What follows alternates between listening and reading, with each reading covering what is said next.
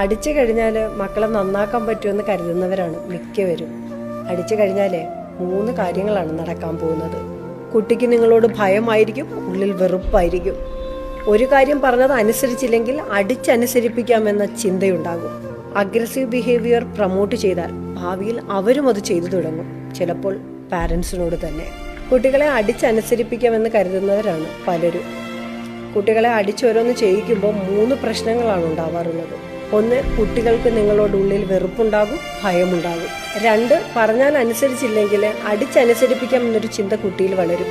Younger സിബ്ലിങ്സിനോടൊക്കെ ഈ പ്രവണത കുട്ടി കാണിക്കാൻ തുടങ്ങും. 3, വളർന്നു വരുന്ന സാഹചര്യത്തിലും ഈ ഒരു ഹാബിറ്റ് ഒരു ചെയിൻ പോലെ ഇങ്ങനെ തുടർന്നുകൊണ്ടേയിരിക്കും. ഭർത്താവിനെ തല്ലുന്ന ഭാര്യയും ഭാര്യയെ തല്ലുന്ന ഭർത്താവും, അതുപോലെ പുറത്ത് ചെറിയ കാര്യങ്ങൾക്ക് വരെ വഴക്കുണ്ടാക്കുന്ന, പ്രശ്നമുണ്ടാക്കുന്ന ആളുകളൊക്കെ സൃഷ്ടിക്കപ്പെടുന്നത് ചിലപ്പോൾ ചെറുപ്പകാലത്ത് ഇങ്ങനെ വളർന്നു വരുന്ന കുട്ടികളിൽ നിന്നാവാം.